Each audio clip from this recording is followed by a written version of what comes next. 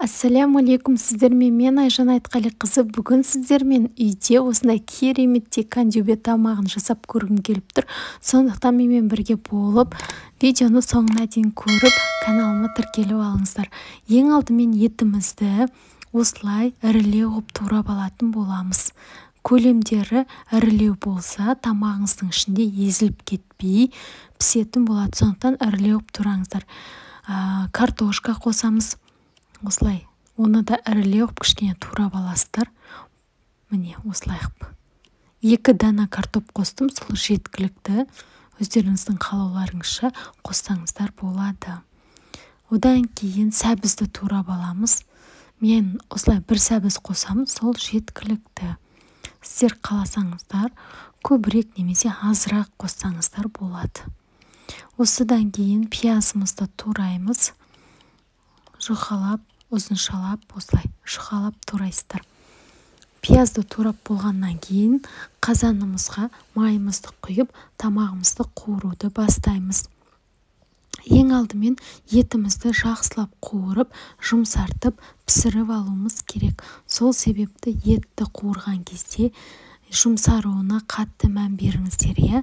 Кейде еттер қатты болып қалады. Сол себепті бұл еттерді кішкене бұқтырып қою керек біз. Су құйып, сол кезде етіңіз жұмсарады. Осы еттің суы тартылғанша кішкене бұқтырып қоясыздар. Оғанға дейін біз қамырымызды илей береміз. Жылы суға тұзымызды салып, қамыр илейміз. Егер сіздер мысалы отбасында көп адам болсаңыздар, кішкене көбірек илесеңіздер болады.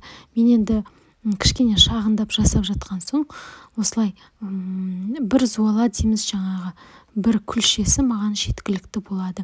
Суды бірден құйып жібермей, осылай шетінен құйып отырып илеңіздер. Сонда сіздердің қамырларыңыз езілмей, өте жұмсақ болмай, орташа болып иленеді. Өте қатты да емес, өте жұмсақ та емес. Міне осындай болып. Енді бұны демалдырып қоясыздар да, арасында бір-екі қайталап илеп қоясыздар. Мына пиязды осы жаңағы жайған қамырдың ортасына саламыз. Сондықтан 2 дана пиязды жеке турап аласыздар да, жеке майда қуыратын боламыз. Бұл тамақтың бір ерекшелігі осы да ғой. Жаңа қамырының ішінде пиязымен бір-біріне жабыспай, ерекше дәммен піседі. Сондықтан жасап көріңіздер. Сіздердің отбасыларыңызға ұнайды деген ойдамын. Мен бұл тамақты аптасына 1 рет, 2 рет жасап тұруға тырысамын. Тойымды әрі өте ерекше болып ұсынылатын тағамдардың бірі болып тұрады. Сондықтан міндетті түрде жасаңыздар. Пиязымызды қуырып аламыз жеке ыдыста. Міне өздеріңіз көргендей суытып қойасыздар бұны.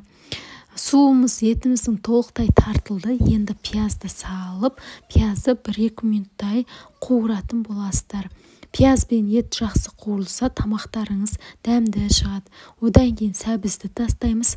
Сәбізді де 1-2 минуттай қуырасыздар да, одан кейін қызанақты қосамыз. Егер сіздерде қызанақ жоқ болса, қоспай қойсаңыздар болады. Оның орнына жаңа томат пастасын қоса беріңіздер. Картопымызды салдық, бұны да 1-2 минуттай қуырдық. Және мен томат пастасын қосамын. Өйткені тамағымның түсі қызыл болып, әдемі болып шыққанын қалай. Томатты салғаннан кейін міндетті түрде жақсылап қуырыңыздар, қышқыл дәм шығып кетпеу үшін. Тамақтың ішінде тұз қосамыз. Қалауыңызша қоссаңыздар болады. Әбден толықтай қуырылып біткеннен кейін ыстық су құямыз. Суық су құйып жүрмеңіздер. Міне суды құйған кезде өздеріңіз білесіздер, кішкене жаңағы бетін жауып тұратындай болсын. Қуырылған заттардың. Осылай қайнай берсін, астын басып қойыңыздар. Енді қамырымызды жаюға кірісетін боламыз. Бетін осылай жауып қоясыздар, астын басып қойыңыздар. Қамырды жайған кезде міндетті түрде бірінші басып, осылай жұқартып аласыздар.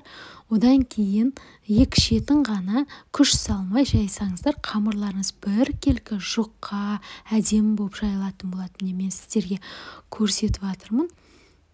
Қараңыздар, 2 шетін ғана басасыздар, ортасын баспайсыздар, өзі-ақ жайылады ортасы. Қамырды міндетті түрде жұқа қылып жайыңыздар, сонда әдемі болып, ішіндегі начинкасымен езілмей жақсы піседі. Міне қамырым толықтай жайылып бітті.